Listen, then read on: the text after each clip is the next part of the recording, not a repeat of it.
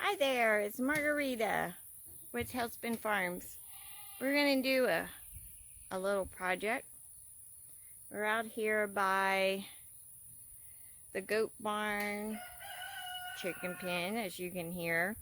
We're going to put in a water faucet. We got an extra water faucet so we don't have to carry water to the chicken house.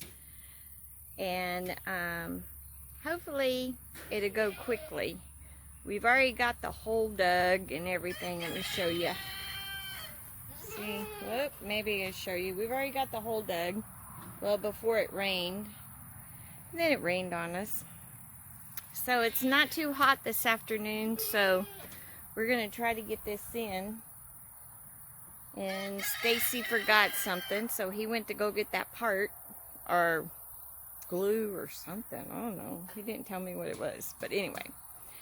But when he gets back, I'll pick up filming from there. See you in a bit. Bye.